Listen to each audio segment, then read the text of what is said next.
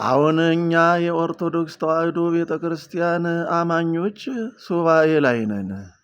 ሱባኤ ማለትም ሰባተኛ ማለት ነው። ይሄ ሱባኤ የሚለው በተለምዶ የጾምና የጸሎት ጊዜን ያመለክታል። ነገር ግን ወደ ውስጡ ስንገባ የጾምና የጸሎት ቀናትን በሰባት መቁጠር ማለት ነው። እና ሰባት ደግሞ ያው እስራኤል የሚጠቀሙበት ቁጥር ነው። የእግዚአብሔር ፍጥረታትን የፈጠረበት ቀን 6 ሲሆን በሰባተኛው ግን አርፏል።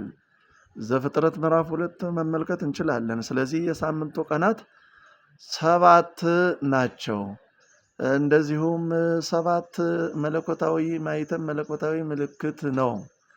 ለምሳሌ ሰው ማለትም 7 ማለት ነው።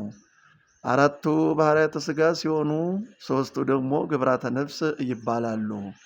ከዚህም የተነሳ ሰው ማለት 7 ማለት ነው። 7 ማለትም ፍጹም ሙሉ እንከን የለሽ ጉድለት የሌለው ማለት ነው። ሰው ፍጹም እንከን የለሽ ሙሉ ሊሆን የቻለው በእግዚአብሔር መልክና ምሳሌ ስለተፈጠረ ነው። እግዚአብሔር አለ ሰውን በመልካችንና በምሳሌያችን እንፍጠር አለ።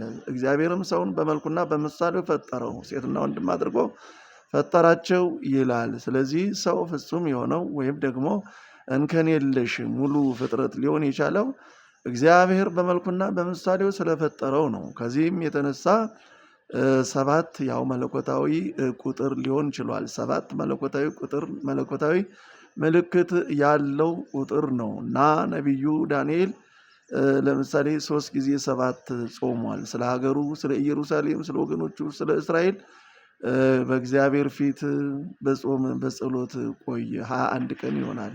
ይህንንም በትንቢተ ዳንኤል ምዕራፍ 10 ላይ መረዳት እንችላለን። ሌሎች ነቢያት እንደዚሁ በሰባት ይቆጥሩ ነበር። ለምሳሌ እስራኤል 6 ቀን ሰርተው 7ኛውን ያከብሩ እንደነበረ 6 ዓመት መሬታቸውን ማሳቸውን አርሰው 7ኛውን ደግሞ ያከብሩ ነበር፣ አያርሱም። ይህንንም ደግሞ ዓመተ ዕድገት ይሉታል። እንዲህ እያሉ እየቆጠሩ 49 ይሆናል። እንግዲህ ይህንን ደግሞ ኢዮቤልዩ ይሉታል ማለት ነው።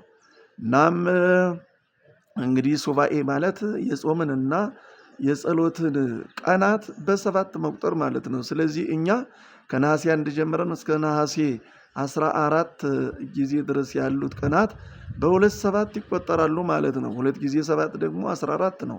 ስለዚህ ሱባኤ ማለት ይሄ ነው ማለት ነው። የጸሎትንና የጾምን ቀናት በ7 መቁጠር ማለት ነው። ስለዚህ ሱባኤ ማለት አሁን እንደ ዘመኑ አነጋገር ጾም የጾም ጊዜ የጾም ወቅት ማለት ነው። ወስብሐት ለእግዚአብሔር። ይቆየን።